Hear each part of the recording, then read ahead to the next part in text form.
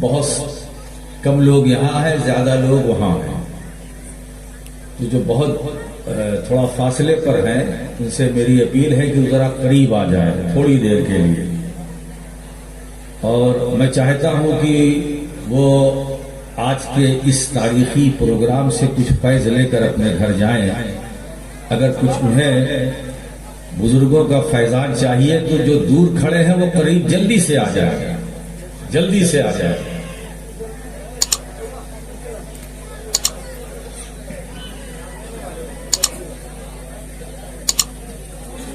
جو کھڑے ہیں جگہ اگر ہے تو بیٹھ جائیں۔ لائٹ بھی سب ہماری ہی طرف ہے، ادھر بھی ہونا چاہیے۔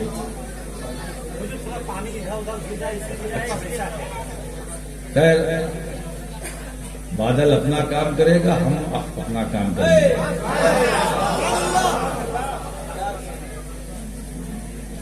میں یہیں سے شروع کرتا ہوں۔ ابھی ہمارے نعت خواں جنید اشرف نے اعلیٰ حضرت فاضل بریلوی رحمۃ اللہ علیہ کا کلام پڑھا تھا، عرش حق ہے مسند رفعت رسول اللہ کی، دیکھنی ہے حشر میں عزت۔ اب اسی زمین اور قافیے کے ساتھ اور اسی ردیف پر میرے دادا حضور محدث اعظم ہند نے جو اپنی فکر کو ظاہر کیا ہے وہ سن لے، ایک بار جھوم کر درود پاک پڑھ لے۔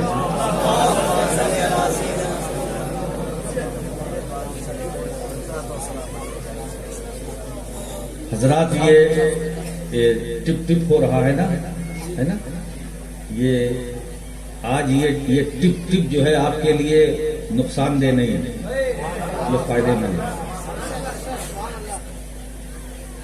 امام سخاوی رحمۃ اللہ علیہ نے حضرت سفیان بن عیینہ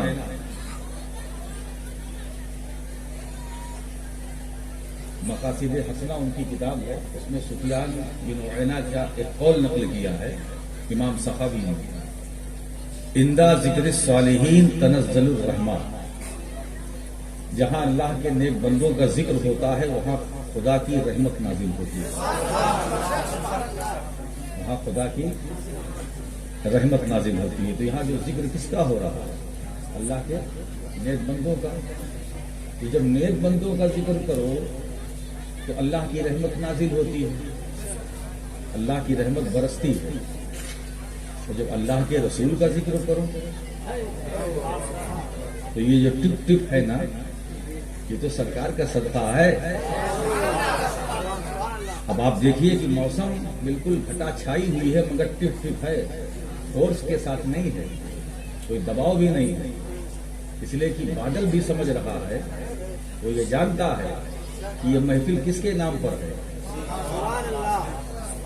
وہ اس نبی کے نام پر ہے کہ اگر اس کی مرضی ہو تو پانی گرے اور نہ ہو تو نہ برسے، اور رسول نے جب چاہا بادل کی طرف اشارہ کیا، پانی برسا، ہے نا؟ تو آپ اس نبی کے غلام ہیں، ہے نا؟ اگر تیز بھی برسے تو اٹھنے کی ضرورت نہیں۔ آج رحمت کی برسات اگر ہلکی ہو رہی ہے تو یہ رحمت کی بارش ہے، اس میں جو نہائے گا فیض پائے گا۔ ہو سکتا ہے اللہ تعالیٰ اسی ٹپ ٹپ کے صدقے میں آپ کی بیماریوں کو دور فرما دے۔ تو محدث اعظم فرماتے ہیں، سنت اللہ ہے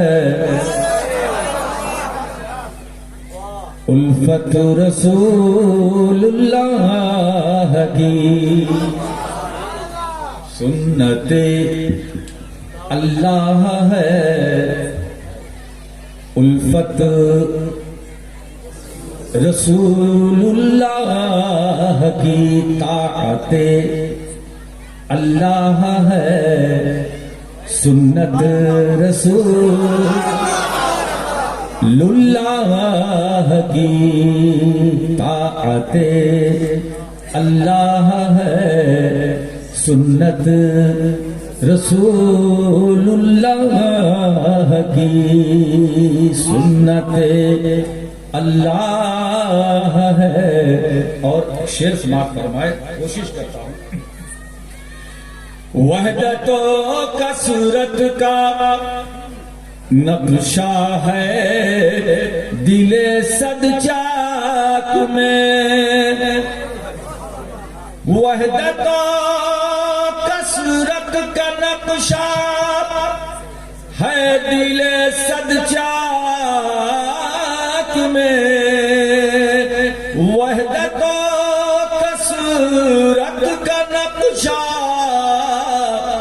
ہے دل صد چاک میں، لاکھوں ٹکڑے اور ایک صورت رسول،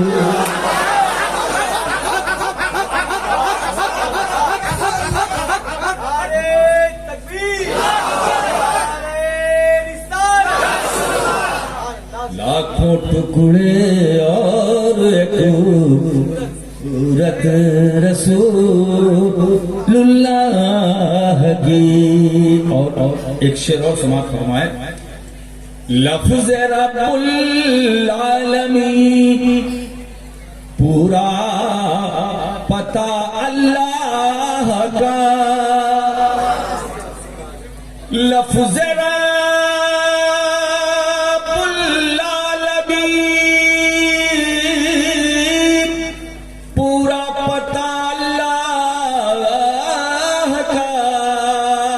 لفظ رب العالمین پورا پتہ اللہ کا، رحمت للعالمین آیت رسول اللہ،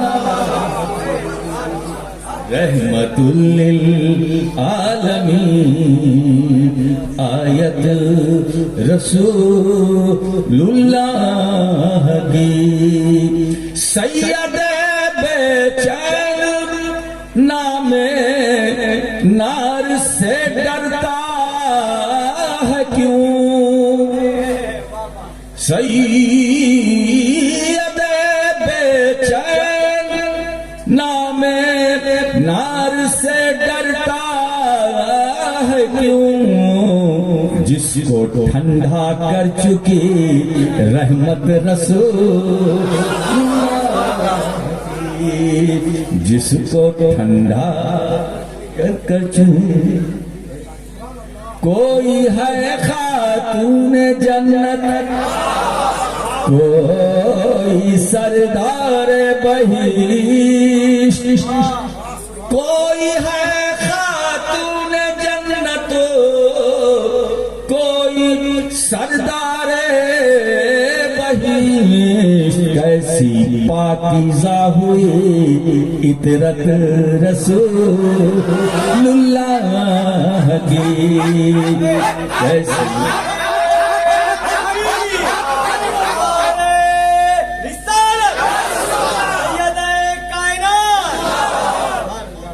ایسی پاکیزہ ہوئی عطرت رسول اللہ کی۔ جھوم کر درود پاک پڑھیں، سیدنا مولانا محمد صلی اللہ علیہ وآلہ صلی اللہ علیہ وسلم، صلاۃ و سلام علیک یا رسول اللہ صلی اللہ تعالی علیہ وسلم۔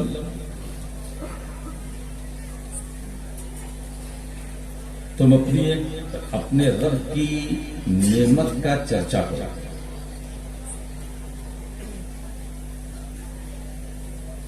اللہ نے جو نعمتیں اپنے فضل و کرم سے ہمیں عطا فرمائی ہے، اللہ کہتا ہے اس کا چرچا کرو۔ نعمت ملی ہے تو اس کو وہ چھپانے کے لیے نہیں، نعمت ملی ہے تحدیث نعمت کے لیے، اس کا چرچا کرو، اتنا چرچا کرو، اتنا چرچا کرو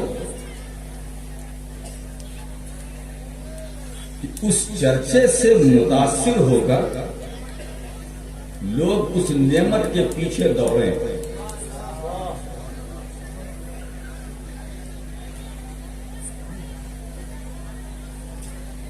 نماز خدا کی نعمت ہے جو بندوں کو اس نے عطا کی. میں اپنے کمرے میں آواز آ رہی تھی، سب کی سن رہا تھا اور سب کی سمیٹ کر کے میں بہترین گلدستہ باجد پور والوں کو دے کر جاؤں گا، اور ایسا گلدستہ کی اس کی مہک جو ہے برسوں رہے گا.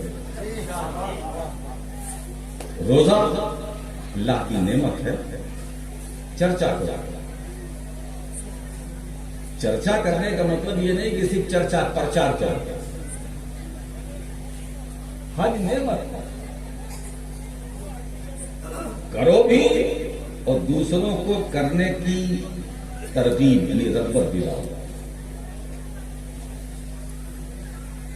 نماز پڑھو، دوسروں کو تعلیم دو کہ تم بھی پڑھو. آج میں ایک بات آپ سے پوچھوں، مجمع تو بہت ہے مگر منتشر ہے.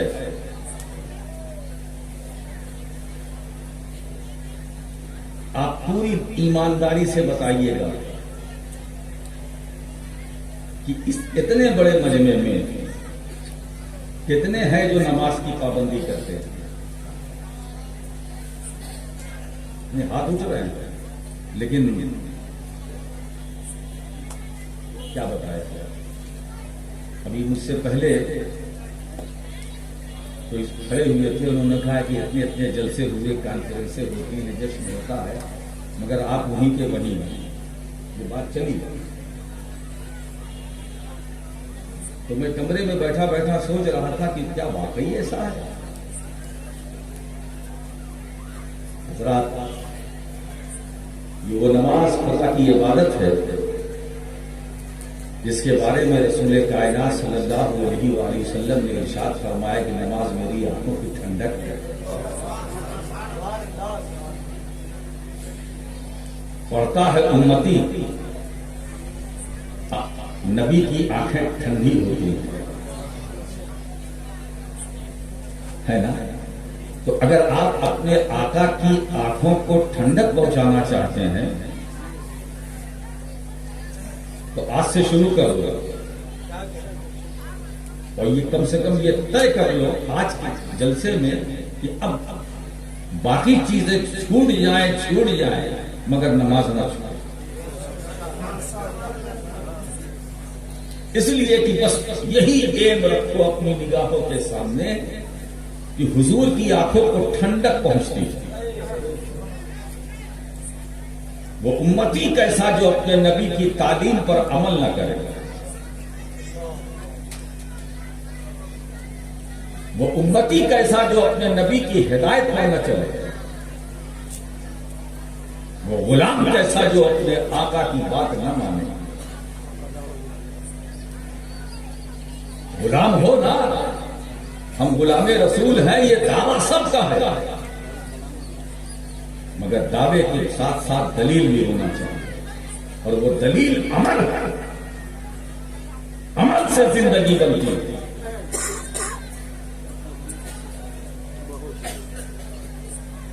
عمل سے زندگی بنتی ہے. جنت بھی عمل سے، جہنم بھی عمل سے. اگر عمل خراب ہوگا جہنم میں جاؤ گا، عمل اچھا ہوگا جنت میں جاؤ گا. عمل سے زندگی بنتی ہے. ہم کو اپنے عمل کو درست کرنا ہے. اگر ہمارا عمل یعنی ہمارے سے مراد صرف ہم یہی جو یہاں بیٹھے ہوئے نہیں، بھارت کے 30 کروڑ مسلمان اگر اپنی اصلاح کر لیں. جملے پر غور کیجیے گا. اچھا میری بھاشا سمجھ رہے ہیں نا؟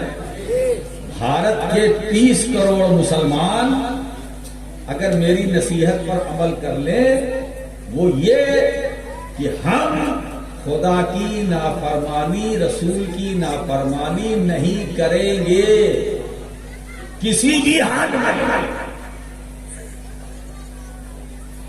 تو اس کا سرا معلوم ہے آپ کو کیا ملے گا؟ مسلمان یہ کوہ آتش فشاں ہے، کوئی چھو کر دیکھے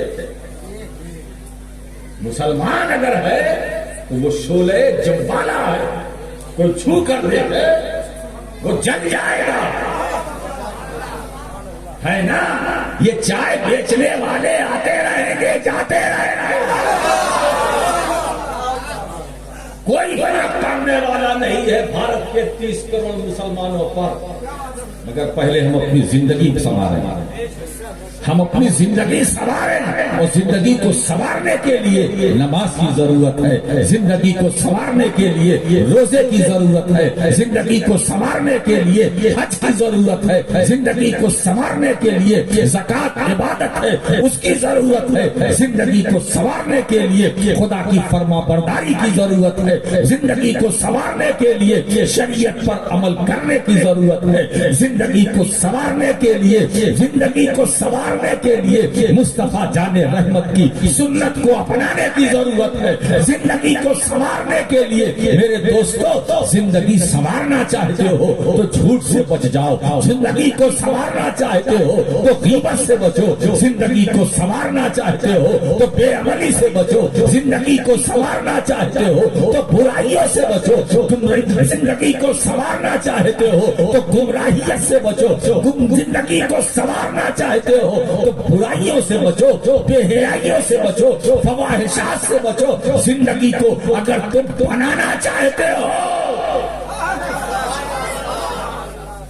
اس پیغمبر کی سنت پر عمل کرو جس کی سنتوں پر عمل کر کے ابو بکر صدیق اکبر ہو گئے، عمر فاروق اعظم ہو گئے، عثمان ذو النورین ہو گئے، علی فاتح خیبر ہو گئے، حسنین امامین ہو گئے، تو صحابہ کو اہل بیت کو جو رتبہ ملا ہے وہ مصطفیٰ کے طریقے پر چلنے سے وہ بھی امتی،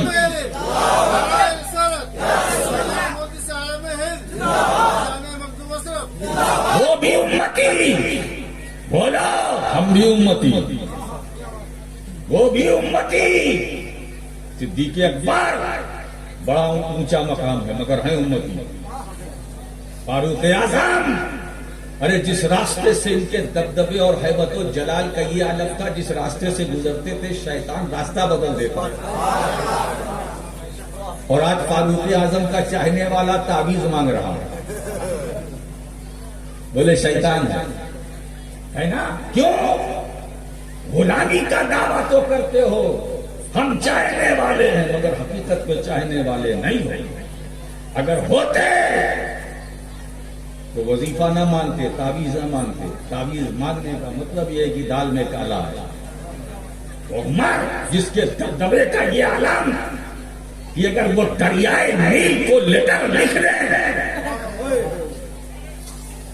تو وہ اپنی حد سے ایک قدم آگے نہ بڑھے، وہ عمر جس کی حکومت دریاؤ، جس کی حکومت صحراؤ، جس کی حکومت دنیا، جن کو دیکھ کر شیطان راستہ بدل دے، وہ عمر آسمان میں جتنے تارے ہیں ان تاروں کے برابر ان کی زندگی کی نیکیاں، وہ بھی امتی ہے، ایسا امتی دکھاؤ۔ آسمان میں کتنے تارے ہیں بولو، کوئی گن سکتا ہے؟ نہیں گن سکتا نا۔ آپ اٹھا کر کے دیکھو جب موسم صاف ہو رات میں تو آسمان میں کتنے تارے ہیں، کوئی گننا چاہے گن سکتا ہے؟ سوچو سوچو، میرے سرکار فرماتے ہیں کہ عمر کی نیکیاں کتنی ہیں؟ آسمان کے تاروں کے برابر، جتنے آسمان میں ستارے ہیں اتنی عمر کی نیکیاں ہیں۔ مطلب یہ ہے کہ نہ تاروں کو گنا جا سکتا ہے نہ عمر فاروق اعظم کی نیکیوں کو گنا جا سکتا ہے۔ سوچو، وہ بھی مسلمان تھے، یہی کلمہ تھا، یہی قرآن تھا، یہی طریقہ نماز تھا، یہی روزہ تھا، یہی حج تھا۔ جو ہم پر فرض ہے وہی ان پر فرض ہے، اور جو ان پر فرض ہے وہ ہم پر فرض ہے نا۔ مگر وہ کتنے ہیبت والے تھے، جلال والے تھے کہ بدر کے میدان میں 313 تھے مگر مسلمان تھے، ایسے مسلمان تھے کہ 313 تھے، 313 ہے نا۔ یہ میں آپ کو نمبر دے رہا ہوں، کبھی موقع ملے تو اپنے موبائل سے ڈائل کر کے دیکھ لیں،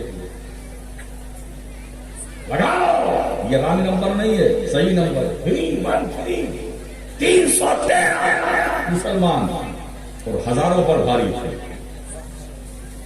میدان بدر میں ہزاروں کی تعداد میں کفار و مشرکین تھے، مگر گاجر مولی کی طرح 313 نے کاٹ کر پھینک دیا۔ 313 تھے، آج ہم 30 کروڑ ہیں، اور کہہ رہے ہیں بے بس ہے، بے سہارا ہے۔ ارے بے سہارا ہے، بات یہ ہے وہ ایمان جو صحابہ کے سینے میں تھا، وہ عشق جو ان کے دلوں میں تھا، وہ آج ہمارے دلوں میں نہیں ہے۔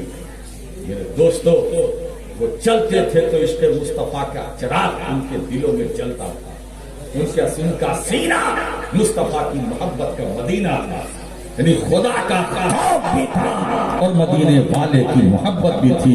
تو محبت اور خشیت جب دونوں ساتھ جمع ہو، اکٹھے ہو، تو صحابہ کرام پیکرے محسوس ہوا۔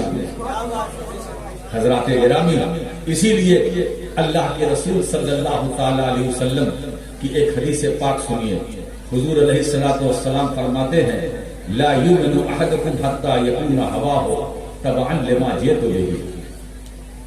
تم میں سے اس وقت تک کوئی مومن نہیں ہو سکتا جب تک اس کی خواہشات میری تعلیمات کے تابع نہ ہو جائے، یعنی ہماری خواہش نہ رہے، ہماری خواہش پر رسول کی تعلیم کا ایسا رنگ چڑھے، رسول کی شکشا کا ایسا رنگ چڑھے کہ اب ہماری خواہش نہ رہے، رسول کی تعلیم بن جائے، ہے نا؟ دیکھنے والے کون آ رہا ہے؟ غریب نواز آ رہے ہیں؟ نہیں، رسول کی تعلیم آ رہی ہے۔ کون آ رہا ہے؟ قطب الدین بختیار کاکی آ رہے ہیں، یعنی رسول کی تعلیم آ رہی ہے۔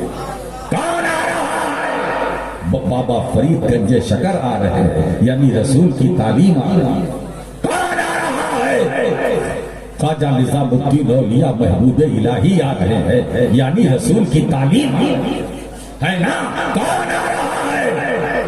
مخدوم سلطان سید اشرف جہانگیر سمنانی، یہ نام اتنا بھاری ہے کہ سینہ لو تو آسے سے راستہ بدل دیتے ہیں، یا تو صحابی میں وہ امتی فاروق اعظم جن کو دیکھ کر شیطان راستہ بدلتا تھا، یا تو میرا اشرف جن کے نام کو سن کر شیطان بھاگتا۔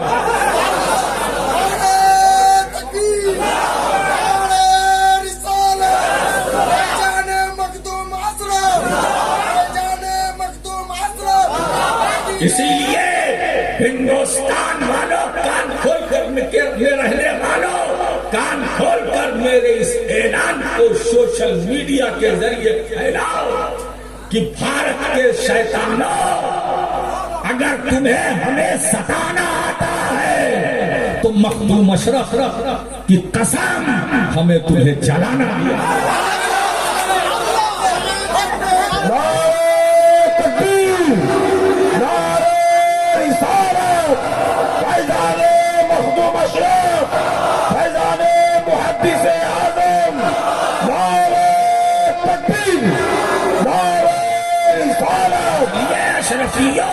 تم اپنی قسمت پر جتنا ناز کرو کم ہے، تم اپنی قسمت پر جتنا ناز کرو کم ہے، تمہیں ایسا ویسا گھر نہیں ملا ہے، مخدوم اشرف کا گھر ملا ہے، اور اس گھر کے صدقے میں پیغمبر کا گھر ملا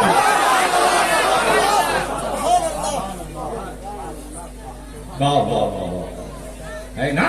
تو کچھ اوچھا جانے والا، ارے ایک بات بتائیں کہ ایک اللہ والا یہاں بھی لیٹا، سید نعمت، اب دیکھیے نام ان کا بھی نعمت ہے نا، اور میں نے کہا نعمتوں کا چرچا کرو، ہے نا؟ تو چائے نہ پیو، یہ جو ہوٹل بازی کر رہے ہیں یہ عرس نعمت میں آئے ہیں نہیں، یہ ٹہلنے آئے ہیں، تفریح کرنے کے لیے آئے ہیں، یہ موقع ٹہلنے کا نہیں ہے، گھومنے کا نہیں ہے، یہ تو یہ ہے کہ جاؤ ان کی بارگاہ میں ان کے وسیلے سے اپنے رب سے اپنی حاجت دعا کرو۔ ہے نا؟ ارے بھائی چرچا کرنا ہے تو نعمت کا چرچا کرو. تو اپنی خواہشات کو جب تک رسول کی تعلیمات کے پیچھے نہ لے چلے جائے وہ مومن نہیں. صحابہ کرام کا یہی انداز تھا. مجھے ایک واقعہ یاد آیا. حضرت عبداللہ ابن عمر رضی اللہ تعالیٰ عنہ اپنی اونٹنی کی لگام کو پکڑ کے میدان میں گھما رہے تھے, نچا رہے تھے. یوں گھوم رہے تھے, اونٹنی بھی گھوم رہی تھی. تو صحابہ آئے, کہا ابن عمر یہ کیا کر رہے ہو؟ تو کہتے خدا کی قسم, قسم کھا کے کہتے خدا کی قسم مجھے بھی نہیں معلوم میں کیا کر رہا ہوں. ارے تم اپنی اونٹنی کی لگام پکڑ کے نچا رہے ہو, گھما رہے ہو, کہتے مجھے نہیں معلوم کہ میں کیا کر رہا ہوں. کہا واقعی مجھے نہیں معلوم میں کیا کر رہا ہوں. کہا یہ پھر جو گھما رہا ہو؟ کہا مجھے نہیں معلوم. میں نے اپنے آقا کو ایسا کرتے دیکھا تھا. میں کچھ نہیں کر رہا ہوں, میں اپنے مصطفیٰ کی ادا کو ادا کر رہا ہوں, میں رسول کی سنت کو ادا کر رہا ہوں. اب تو میں تو اس کی نقل کر رہا ہوں, مجھے نہیں معلوم میں کیا کر رہا ہوں. میں تو آقا کی ادا کو ادا کر رہا ہوں. اس کا مطلب یہ ہے کہ آقا کی ادا کو ادا کرنا یہ رب کو پسند ہے. یہ نماز ہے کیا؟ عبادت خدا کی ہے, ادا مصطفیٰ کی. قیام عبادت خدا کی, ادا مصطفیٰ کی. رکوع عبادت خدا کی, ادا مصطفیٰ کی. سجدہ عبادت خدا کی, ادا مصطفیٰ کی. قعدہ عبادت خدا کی, ادا مصطفیٰ کی. سلام عبادت خدا کی, ادا مصطفیٰ کی. نماز میں روزہ عبادت خدا کی, ادا مصطفیٰ کی. حج کیا ہے؟ عبادت خدا کی, ادا مصطفیٰ کی. عبادت خدا کی, ادا مصطفیٰ کی. یہ طواف ہے کیا؟ کعبے کا چکر لگاؤ, عبادت خدا کی, ادا مصطفیٰ کی. اکڑ کے چلو حرم میں, عبادت خدا کی, ادا مصطفیٰ کی. صفا مروہ پر دوڑو, ایک پلیس ایسا آتا ہے دوڑنے کا حکم ہے نا. آپ اندازہ لگائیے دوستو. تو اب اس سے یہ پتا چلا کہ اللہ بھی چاہتا اپنے بندوں سے کہ دیکھو بندو, عبادت تو میری ہے, ادا میرے محبوب کی ہے, ادا میرے محبوب کی. حاجیہ جب حج کے لیے روانہ ہونا تو سلا ہوا نہ پہننا. دو ہی کپڑا ہوتا ہے, ایک کو لنگی باندھ لیتے ہیں, ایک کو چادر, ہے نا. ہاں اب دیکھیے احرام کی حالت میں ہو, سلا ہوا نہ پہننا. میرے محبوب نے سلا نہیں پہنا تو بندو تم بھی نہ پہننا. اور اگر تم نے غلطی کی تو اس کی سزا بھی ملے گی, پنشمنٹ بھی ہے. دم دو, ایک جانور کی قربانی دو, یہ مسئلہ ہے. اسی لیے جب آپ چلتے ہیں اور سیدھے آپ کو جدہ جانا ہے تو حکم کیا ہے؟ احرام یہیں سے پہن کے چلو, احرام باندھ لو. یہ احرام ہے کیا؟ محبوب کی ادا ہے, محبوب کی ادا ہے. مگر اس ادا میں اس ادا کو ادا کرنا عبادت خدا. آپ جو کچھ کرتے ہیں حج کے اندر عبادت ہے, ادا رسول کی ہے. یہ روپ ہے ان کا کیوں جائے, یہ بھیس ہے ان کا کیوں بدلے. کیا بات ہے, میرے محبوب کے لباس میں آ جائے. اسی لیے مکے میں ایک ایسی کانفرنس سالانہ ہوتی ہے, عالمی کانفرنس, جس میں پتا چلتا ہے کہ چھوٹا کون ہے, بڑا کون ہے, امیر کون ہے, غریب کون ہے, فقیر کون ہے, پتا چلتا ہے. سب ایک ہی لباس, ایک ہی لباس, ایک ہی لباس, پہچاننا مشکل ہے. ہمارے جاننے والے ہمارے اگل بغل سے گزر جاتے ہیں, ہمیں پتا نہیں چلتا. ایک لباس. یہ کیا بات ہے کہ جب ہم مکے پہنچتے ہیں خدا کے گھر میں تو ایک لباس میں ہوتے ہیں, محبت کے ساتھ ہوتے ہیں, پیار کے ساتھ ہوتے ہیں, اچھے واتاورن میں رہتے ہیں, اچھے ماحول میں رہتے ہیں. پھر جب حج کر کے لوٹ کے آتے ہیں پھر اختلاف انتشار یہ وہ تیری میری ان کی ان کی. میرے دوستو حج کرنے جاؤ تو جتنی برائیاں ہیں سب وہاں پھینک کر کے آؤ. اب ان کو دہرانے کی ضرورت نہیں. اسی لیے مسلمان ہونا آسان ہے، مسلمان بنا رہنا مشکل ہے. اقبال نے کہا تھا یہ شہادت گہے ہوئے پر قدم رکھنا ہے. لوگ آسان سمجھتے ہیں مسلمان ہونا آسان نہیں ہے. مسلمان ہونے کے لیے قربانیوں کی ضرورت ہے. مسلمان ہونے کے لیے جہد عمل کی ضرورت ہے.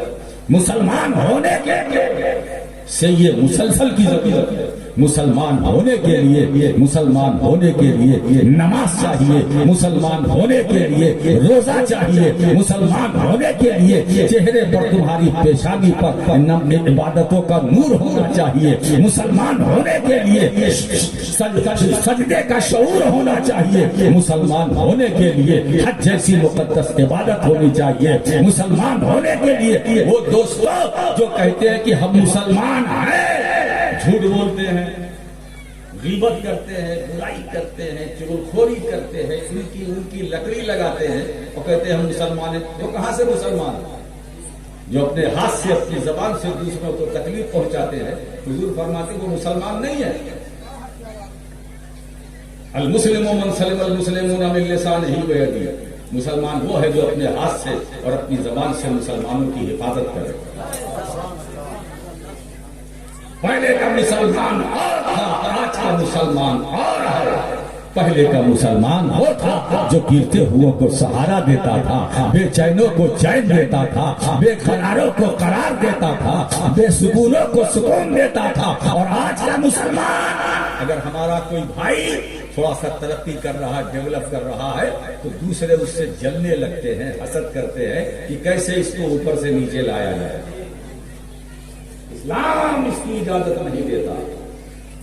دوستو تم جس اسلام کو کے پیچھے چلتے ہو، جس اسلام کو فالو کرتے ہو، اگر اس اسلام کی تعلیمات اور ہدایات پر عمل نہیں کرو گے تو کل روز محشر اللہ کو جواب کیا دو گے؟ جواب ہمیں نہیں دینا، سوال ہم نہیں کریں گے. رب پوچھے گا کیوں تم نے نماز چھوڑی، کیا جواب دو گے؟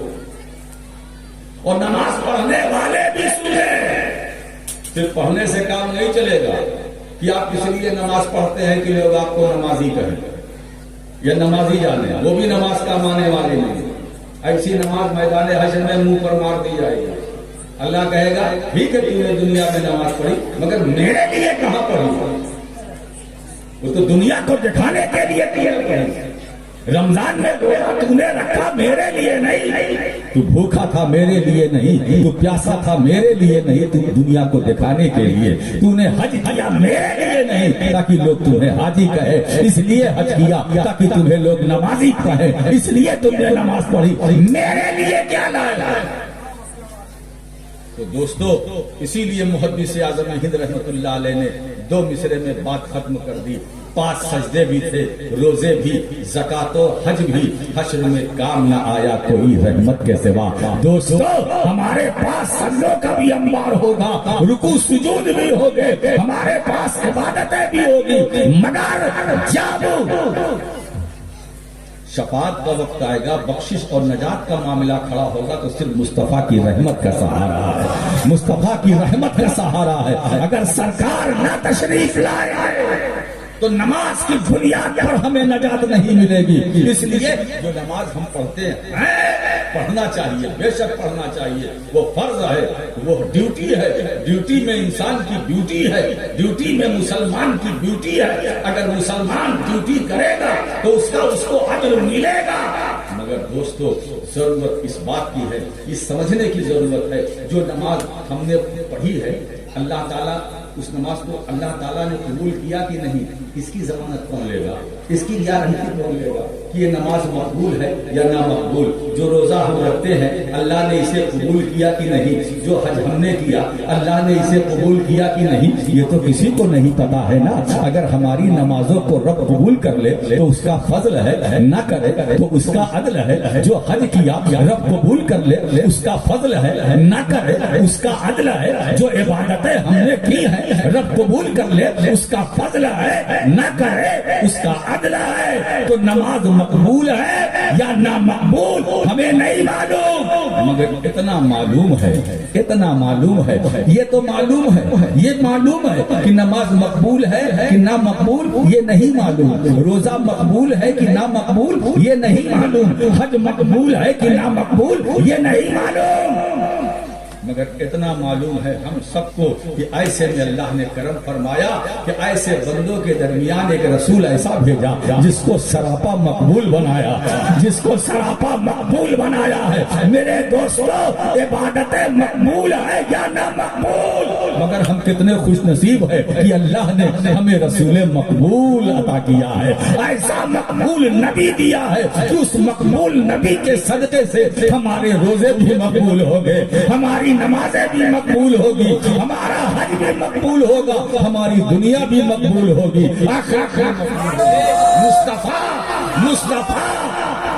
مصطفیٰ ایسے مقبول ہے کہ اگر کسی نامقبول پر مصطفیٰ اپنا دستے کرم رکھ دے وہ بھی مقبول ہو جائے،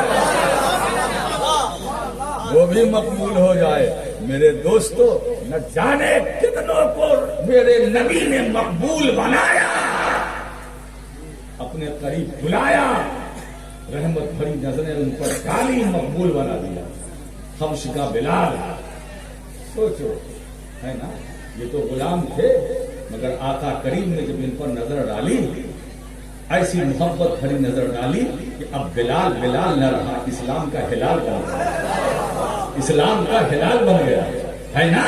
اب جب سلمان فارسی پر نظر ڈالی تو کیا بنا دیا، صہیب رومی پر نظر ڈالی تو کیا بنا دیا۔ تو مصطفیٰ ایسے مقبول ہے، اس مقبول رسول کے وسیلے سے جب بھی دعا کرو گے ہے نا۔ مگر ایک بات بتاؤں، دعا کا بھی معاملہ ایسا ہے، دعا قبول بھی ہوتی ہے نہیں بھی ہوتی ہے، یہ تو اس کی مرضی ہے۔ ہم نے دعا کی حضور کے وسیلے سے، زوردار پانی نہ گرے، نہیں گرا۔ اب حضور کے وسیلے سے اگر رب سے مانگو گے تب تو بالکل پکی بات ہے وہ ملے گا۔ اب تم چاہتے ہو کہ تم نے جو دعا مانگی یا مانگتے ہو اللہ سے، اللہ تمہاری دعا کو قبول کر کے تمہاری ضرورت پوری کر دے، تو اس کا طریقہ معلوم ہے کیا ہے؟ بتاؤ۔ دعا قبول بھی ہوتی ہے نہیں بھی قبول ہوتی ہے، اگر یہ چاہتے ہو کہ نہیں دعا قبول ہی ہو، ہماری دعا ہماری التجا بیکار نہ جائے، قبول ہی ہو، تو اس کا ایک میں نسخہ بتا دیتا ہوں کہ جب بھی دعا کے لیے ہاتھ اٹھاؤ، دعا مانگنے سے پہلے رسول پر درود پڑھ لو، دعا مانگنے کے بعد رسول پر درود پڑھ لو، ہے نا۔ اس لیے کہ مصطفیٰ پر جب بھی جہاں بھی بندہ درود پڑھتا ہے اللہ درود کو قبول کرتا ہے۔ تو جب دعا کے اول آخر، دعا کے اول آخر جب درود ہوگا، ایسا نہیں اس کی رحمت سے ہو سکتا ہے کہ اول آخر درود کو لے لے اور درود کے بیچ میں جو دعا ہے اسے چھوڑ دے، تو درود کی برکت سے اللہ دعا کو بھی اٹھا لے گا اور تمہاری حاجت وہ نبی جس کے وسیلے سے خدا نے آدم کی خطا کو معاف کیا، تو اللہ آدمیوں کی خطا کو معاف نہیں کرے گا، بس مصطفیٰ کو قبولیت دعا کے لیے وسیلہ بنا۔ اب بتائیں دوستو، نعمتیں بے شمار ہیں۔ اب دیکھیے ہماری زبان چل رہی ہے، یہ زبان ہے کیا؟ اللہ کی نعمت۔ کان سے ہم سنتے ہیں، کان اللہ کی نعمت، اور سمجھ میں بات اس وقت آتی ہے جب کسی بہرے کو دیکھتے ہیں۔ کان والے اگر اس کا جائزہ لے تو کسی بہرے کو سب دیکھیں، دیکھو وہ نہیں سن سکتا مگر یہ اللہ کی نعمت ہے، اس کا کرم ہے، مجھے کان ہے میں سن رہا ہوں۔ وہ کان رکھتا ہے مگر سنتا نہیں، ایسے بھی ہیں اندھے جو آنکھ ہے مگر دیکھ نہیں سکتے، بینائی نہیں ہے. آپ دیکھ رہے ہیں، یہ دیکھ رہے ہیں، اللہ کی نعمت ہے کہ نہیں؟ زبان نعمت ہے، کان نعمت ہے، یہ ناک ہے نا، اس سے آپ خوشبو کا احساس کرتے ہیں، سونگتے ہیں کسی چیز کو، ہے نا، یہ بھی نعمت ہے. آنکھ بھی نعمت ہے، دماغ بھی نعمت ہے، یہ انگلیاں بھی نعمت ہے، یہ ہتھیلی بھی نعمت ہے، ہاتھ بھی نعمت ہے نا، اب یہ پیر بھی نعمت ہے. اب اس کا اندازہ لگانا ہے تو کسی لنگڑے کو دیکھو، کسی لولے اپاہج کو دیکھو. اللہ کتنا بڑا کرم ہے کہ آپ کا ہاتھ بھی کام کر رہا ہے، پاؤں بھی کام کر رہا ہے، زبان بھی چل رہی ہے، کان سے آپ سن بھی رہے ہیں، آنکھوں سے دیکھ رہے ہیں، دماغ سے سوچ رہے ہیں، ناک سے آکسیجن لے رہے ہیں. کتنی نعمتیں ہیں، اس کا کتنا بڑا کرم ہے، کتنا بڑا کرم ہے نا. تو دوسروں کو سامنے رکھ کر سوچو. ایک میرا بھائی وہ بھی ہے جو آنکھ سے معذور ہے، دیکھ نہیں سکتا، مگر اللہ کا کرم ہے کہ میں دیکھ سکتا ہوں. اتنی بڑی نعمت ہے، اتنی بڑی نعمت ہے. یہ نعمت ہے کہ نہیں؟ یہ دل جو ہے سینے کے اندر، یہ بھی نعمت ہے، یہ نعمت ہے، اللہ کی نعمت ہے. اگر یہی خاموش ہو جائے تو بندہ چلا جائے. اتنی بڑی نعمت ہے.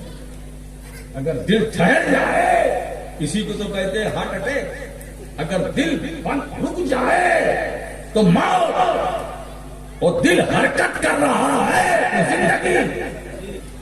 تو زندگی، اور وہی حرکت دل کی بند ہو جائے تو موت. یہ کتنی بڑی نعمت ہے کہ ہم زندہ ہیں، چل پھر رہے ہیں، بول رہے ہیں. یہ ہے نا نعمت. اور اللہ کہتا کہ میری اپنے رب کی نعمتوں کا ذکر کرو، اپنے رب کی نعمتوں کو ذکر کرو. مگر دوستو، یہ زمین جس زمین پر تم بیٹھے ہو یہ بھی اللہ کی نعمت ہے نا.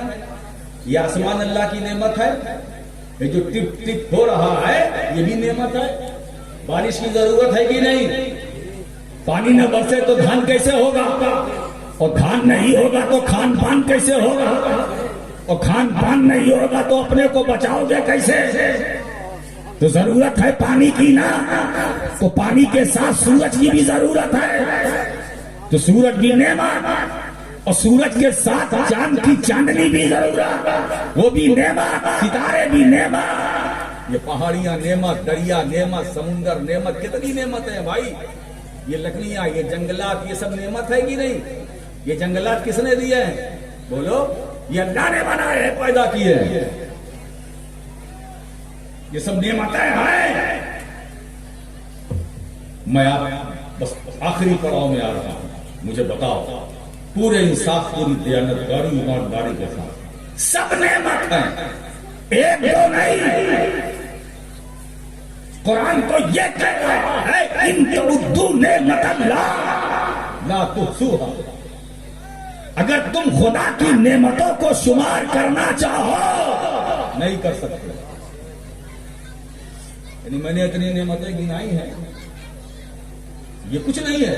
قرآن کہتا کہ اگر اللہ کی نعمتوں کا تم شمار کرنا چاہو تو نہیں کر سکتے. تھک جاؤ گے بولتے بولتے بولتے، تمہاری زبان خاموش ہو جائے گی.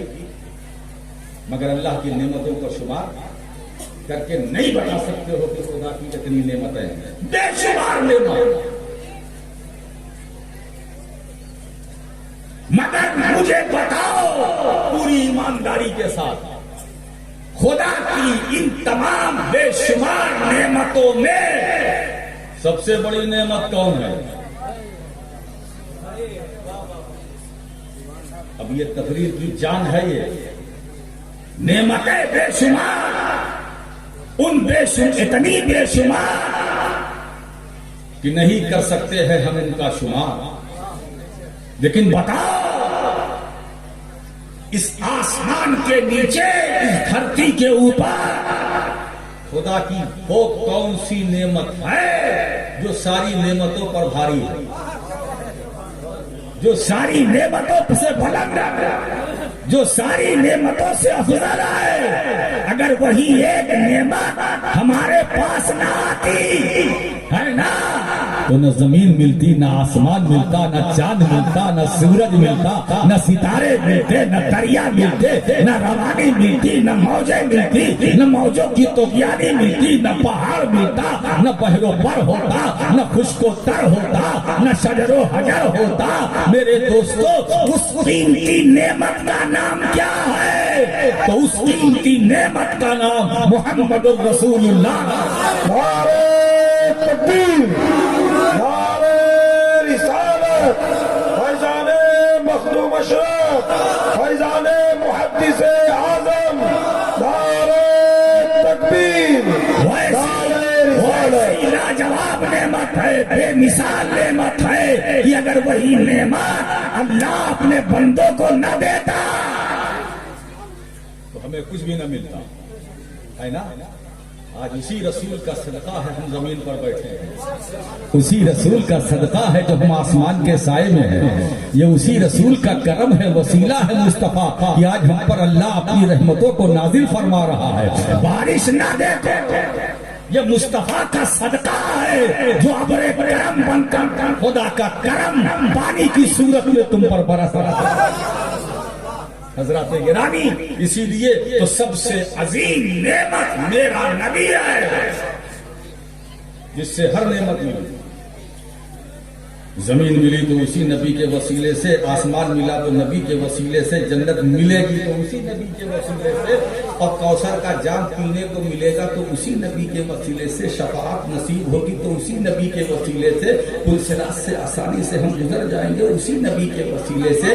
میزان عمل میں اگر ہمارے عمل میں کمی ہوگی تو ہمارا پلہ بھاری ہوگا اسی نبی کے وسیلے سے، اسی نبی کے وسیلے سے۔ قیامت کی صفوں میں قیامت کے دن سورج سوا نیزے پر ہوگا، سر سے پسینہ ٹپکے گا تو تلوے سے نکلے گا، مگر ہماری نجات ہوگی تو اسی رسول کے وسیلے سے۔ ہم بخشے جائیں گے تو مصطفیٰ کے وسیلے سے، ہمیں نجات ملے گی تو مصطفیٰ کے وسیلے سے، مغفرت ملے گی تو مصطفیٰ کے وسیلے سے۔ اے محبوب، ارے قیامت قیامت اب میں نے جو قائم کی ہے یا کروں گا، یہ تو صرف تمہارے لیے تمہارے لیے، ورنہ مجھے قیامت کی کیا ضرورت ہے؟ مجھ کو تو معلوم ہے کتنے گنہگار ہیں، کتنے پرہیزگار ہیں، جتنے پاپی ہیں مجرم ہیں سب کو جہنم میں بھیج دو، اور جتنے اچھے ہیں سب کو جنت میں بھیج دو۔ مجھے قیامت کی کیا ضرورت ہے؟ حساب کتاب لینے کی خدا کو کیا ضرورت ہے؟ مگر میرے حبیب، میں قیامت اس لیے نہیں رکھ رہا ہوں،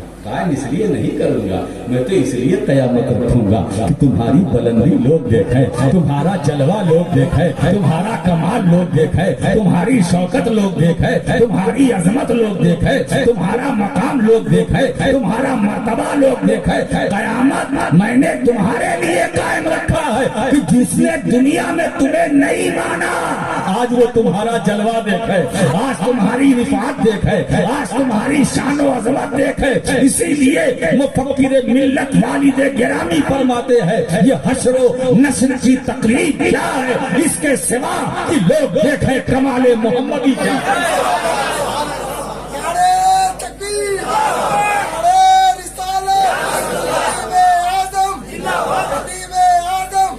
میرے محبوب، اگر قیامت قائم نہ ہوئی تو جہنمی جہنم میں چلا جائے گا، جنتی جنت میں چلا جائے گا، مگر گنہگاروں کو بخشواتا ہوا کون دیکھے گا؟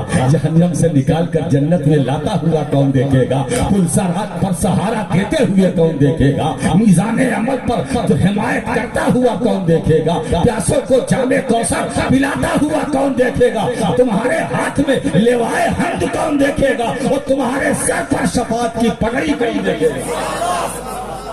فقط اتنا سبب ہے انعقاد بزم محشر کا کہ ان کی شان محبوبی دکھانے والی جانے والی ہے۔ تو دوستو، اگر دور ہو تو آج اہل سنت کے پلیٹ فارم سے راشد مکی تمہیں قریب کرنا چاہتا ہے۔ آج لے ان کی پناہ، آج مدد مانگ سے، کل نہ مانیں گے قیامت میں اگر مان گیا۔ کل کا ماننا نہیں چلے گا، وہ تو دیکھے گا تب ماننے کی کوشش کرے گا نا. اور ماننا تو اس وقت ہوتا ہے، وہ ہوتا ہے کہ بن دیکھے مانے، بن دیکھے مانے. ہم نے خدا کو دیکھا نہیں مانا، ہم نے رسول کو دیکھا نہیں مانا، اور ہم نے قبر میں کیا ہوگا دیکھا نہیں مگر مانا. ہم نے قبر میں ثواب ہوگا عذاب ہوگا سنا ہے مصطفیٰ سے، دیکھا نہیں مگر مانا. کیوں کہ ایک دیکھنے والے کو ہم نے مانا. اب وہ دیکھنے والا جو کہتا گیا ہم مانتے گئے. وہ دیکھنے والا میرا نبی ہے، اس نے کہا خدا ایک ہے، ہم نے کہا حضور خدا ایک ہے. جب آپ نے کہہ دیا ایک ہے تو ہم بھی یہی کہیں گے خدا ایک ہے. قبر میں سوال ہوگا ہم بھی کہیں گے ہوگا. جنت حق ہے ہم بھی بولیں گے حق ہے. جہنم حق ہے ہم بھی کہیں گے جہنم حق ہے. یہ جو کچھ ہے سرکار نے بتایا ہم نے مانا، اور جو ہم نے مانا وہ آپ تک پہنچانے کے لیے ہم یہاں ہیں. اسی لیے میرے دوستو، غلام سچا پکا وہی ہے اپنے آقا کا، اپنے نبی کا، جو اپنے نبی کی تعلیمات پر عمل کرے. تو اپنے رب کی نعمتوں کا چرچا کرو. تو حضور اللہ کی سب سے بڑی نعمت ہے نا. اور اللہ کا کرم دیکھو کہ اس نعمت کو سب سے آخر میں بھیجا. 1,24,000 کم و بیش، کم یا زیادہ انبیاء کرام دنیا میں آئے. ہر نبی اللہ کی نعمت، مگر سب سے بڑی نعمت میرا نبی. آدم علیہ السلام سے لے کر عیسیٰ روح اللہ تک سب خدا کی نعمت، مگر مصطفیٰ عظیم نعمت، عظیم نعمت. یہ ایسی نعمت ہے کہ 1,24,000 انبیاء کرام نے خدا کو دیکھا نہیں ہے نا.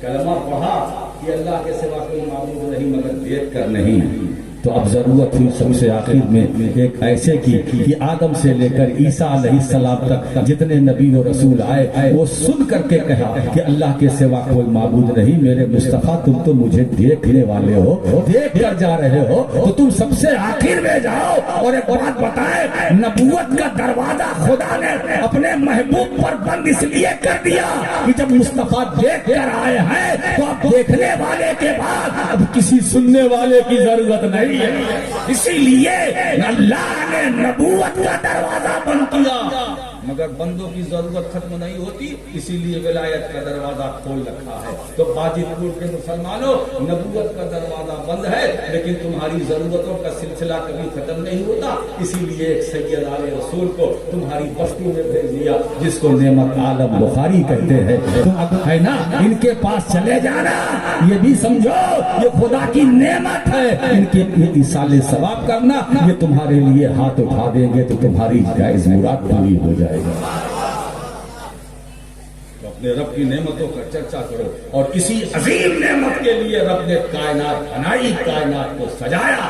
جو کچھ رب نے پیدا کیا، سنوارا، بنایا، وہ اپنے محبوب کے لیے، اسی عظیم نعمت کے لیے، اسی عظیم نعمت کے لیے. اس کا مطلب یہ ہے کہ جس عظیم نعمت کے لیے زمین کو رب نے بنایا، آسمان کو بنایا، تو وہ زمین ہے کہ نہیں؟ بولو ہے. اگر ہوتی نہ تو بیٹھتے کیسے؟ آسمان ہے کہ نہیں؟ ہے نا. اور یہ آسمان زمین کو اللہ نے بنایا کس کے لیے؟ اسی عظیم نعمت کے لیے، یعنی رسول پاک کے لیے. کیا ایسا ہو سکتا ہے کہ زمین موجود رہے اور جس کے صدقے میں زمین کو وجود ملا وہ موجود نہ رہے؟ آسمان موجود رہے، رسول موجود نہ رہے، ہے نا. اگر مصطفیٰ واقعی غائب ہوتے تو زمین کو بھی غائب ہونا چاہیے، آسمان کو بھی غائب ہونا چاہیے، چاند سورج ستاروں کو بھی غائب ہونا چاہیے، ساری کائنات کو ختم ہونا چاہیے. مگر ہر ایک کا اپنی جگہ پر رہنا یہ اس بات کی دلیل ہے کہ مدینے والا مصطفیٰ زندہ بھی ہے، حاضر بھی ہے، ناظر بھی ہے، موجود بھی ہے. تم اپنے رب کی نعمتوں کا چرچا کرو. دوستو اپنے رب کی نعمتوں کا ذکر کرو، اور اللہ ارشاد فرماتا ہے کہ میں نے تمہیں جو نعمتیں عطا کی ہیں اگر تم ان کا ذکر کرو گے تو میں اس میں اضافہ کروں گا، اس میں اضافہ کروں گا، اور اگر نعمت کا شکریہ نہیں ادا کرو گے بولا ان کفرتم، اگر تم نے کفران نعمت کیا، شکریہ ادا نہیں کیا تو سمجھ لینا میری پکڑ بہت مضبوط ہے، بھاگ کے کہاں جاؤ گے؟ لئن شکرتم لازیدنکم ولئن کفرتم ان عذابی لشدید، میرا عذاب، میری پکڑ بہت سخت ہے، بھاگ کے نہیں جا سکتے۔ تو میں نے کم یا زیادہ تمہیں جو نعمتیں کی ہیں اپنے رب کا شکریہ ادا کرو، میں اس میں اور بھی اضافہ کروں گا، اور بھی اضافہ کروں گا، اور بھی اضافہ کروں گا۔ مگر ہمارا حال کیا ہے؟ ہم ایسے مسلمان ہیں کہ اگر 10-20 لاکھ روپیہ مل جائے تو رب کو نہیں یاد کرتے، بھول جاتے ہیں، بھول جاتے ہیں، یا خوشی سے پھول جاتے ہیں، دونوں غلط ہے۔ بھول جانا بھی بے وقوفی ہے، بھول جانا بھی بے وقوفی ہے۔ اور جب کوئی غم ہوتا ہے تو اپنے رب کو یاد کرتے ہیں، اے اللہ کہیں سے انتظام کر دے، کہیں سے انتظام کر دے۔ کاش جب 10-5 لاکھ روپیہ آپ کو ملا ہوتا تو اس وقت آپ کی زبان سے نکلا ہوتا میرے مولا ہم تیرا شکر ادا کرتے ہیں، تو نے اپنے کرم سے مجھے یہ 10-5 لاکھ عطا فرمایا ہے، ہم تیری بارگاہ میں تیرا شکر ادا کرتے ہیں۔ تو اللہ کی رحمت بھی جوش میں آتی، اللہ بھی خوش ہوتا، رحمت بھی تم سے راضی ہوتی۔ پھر اللہ نے وعدہ کیا ہے کہ اگر میری نعمتوں کو پا کر تم شکر ادا کرو گے تو میں اس میں اضافہ کروں گا، ان نعمتوں کو بڑھاؤں گا۔ تو تم ایسا اگر کہتے تو اور آگے بڑھتے، مگر تم نے ایسا نہیں کیا۔ 10 لاکھ پا کر تم نے رب کا شکر ادا نہیں کیا، کفران نعمت کیا۔ تو آج کا مسلمان اوپر جا کر نیچے اس لیے آیا ہے جو کفران نعمت کرتا ہے، رب کا شکر ادا نہیں کرتا ہے۔ اور جو رب کے شکر گزار بندے ہیں پیارے، وہ بھوکے ہیں تو مست ہیں، پیاسے ہیں تو مست ہیں، خلوت میں ہے تو مست ہیں، جلوت میں ہے تو مست ہے۔ جو اللہ کا دن رات صرف خدا ہی کا تصور، خدا ہی کا تصور، صرف خدا کی ذات، اس کی صفات کے تصور میں مست رہتے ہیں، ان کی شان الگ ہوتی ہے۔ وہ دنیا کی فکر نہیں کرتے، وہ دنیا کیا ہے؟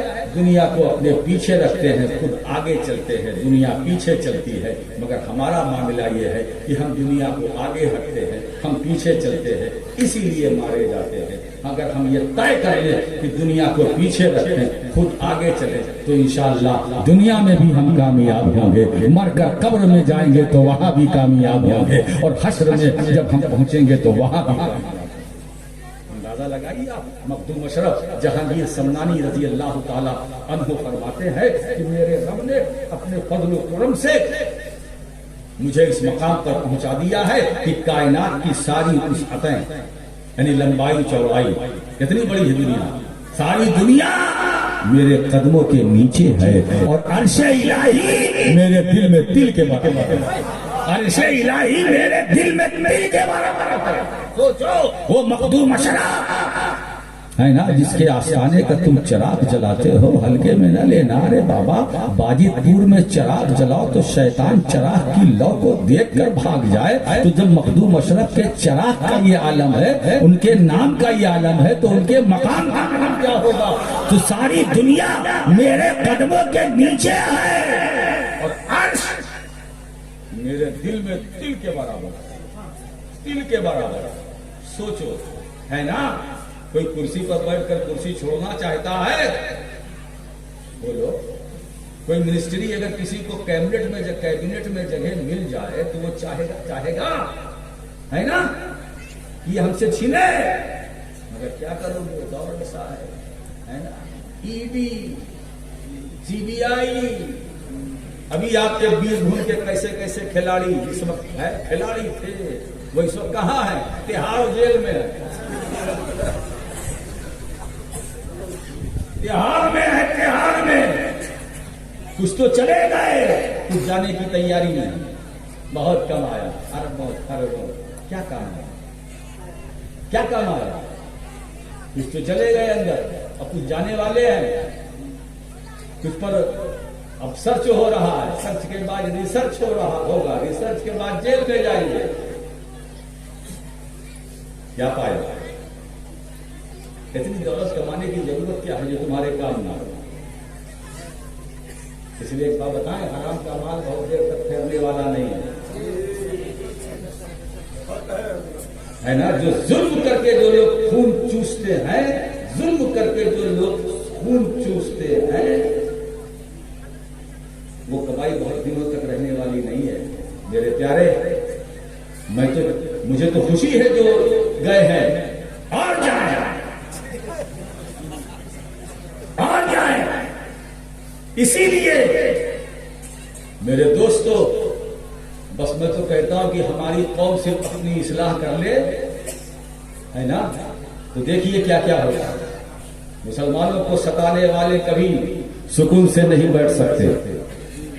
یہ اتنا میں گارنٹی کے ساتھ کہتا ہوں.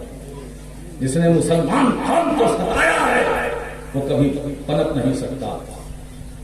یاد رکھو، جس دن اللہ وہ دیکھ رہا ہے، وہ سب کچھ دیکھ رہا ہے، سب دیکھ رہا ہے، سب اس کی نظر میں ہے. بس ضرورت یہ ہے کہ جب ہم اپنے رب کی بارگاہ میں ہاتھ اٹھاتے ہیں کہ اے اللہ ہمارا حال دے، تو ادھر رحمت سے جواب ملتا ہے کہ اپنے نامہ اعمال کو دے. ہمارے نامہ اعمال اتنے خراب ہیں. سوچو، مرید ہونے والا آتا ہے، مرید ہوتا ہے، میں پڑھاتا ہوں کہ میں نے چھوٹی بڑی تمام گناہوں سے توبہ کرتا ہوں، وہی بولتا ہے. اور جیسے ہی مرید ہو کے باہر نکلتا پھر وہی گناہ شروع. ابھی ایک منٹ بھی مولانا نہیں بولا، پھر وہی چالو. سب سے پہلے تو دھواں نکالنا. ایسا مرید کہاں ملے گا؟ دھواں تھا. جیسے نکلا اور یہ بیڑی مارا، لگایا، اور اس کے بعد زوردار سانس لیا. میں نے گوارے مرید پہلا نیک عمل کیا، وہ بھی دھواں تھا. اللہ تعالیٰ سب کو ہدایت دے، ہے نا. اسی لیے دوستو یاد رکھو، ہر شخص اپنے اپنے عمل کا ذمہ دار ہے. کچھ لوگوں کے دماغ میں یہ ہے کہ مرید ہو جاؤ، اپنا سارا جو کچھ ہے پیر صاحب کے حوالے کر دو. اب پیر صاحب آپ جانیے، اچھا اس لیے ہے نا، تو پیر صاحب بھی چالاک.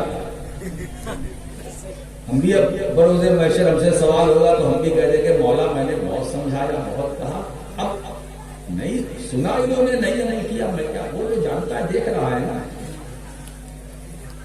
حضرات گرامی، اسی لیے آپ اپنے عمل کو درست کر لو. دنیا کی کوئی طاقت تمہارا بگاڑ نہیں سکتی ہے نا.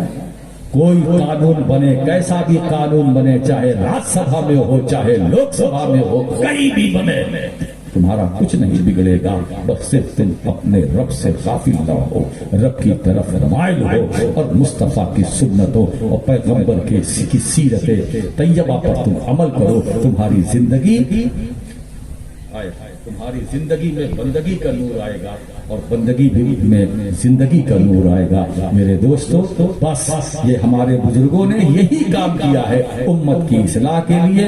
انہوں نے اپنا گھر چھوڑا، بات چھوڑا، فیملی چھوڑا، پریوار چھوڑا، کس امت محمدیہ کو ہدایت ملے اور وہ راہ راست پر آئے. یہی کام میں نے کیا.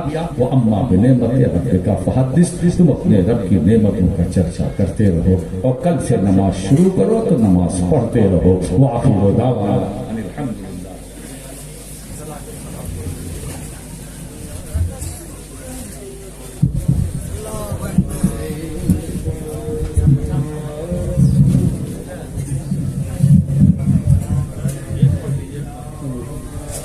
یا نبی سلام علیکہ، یا رسول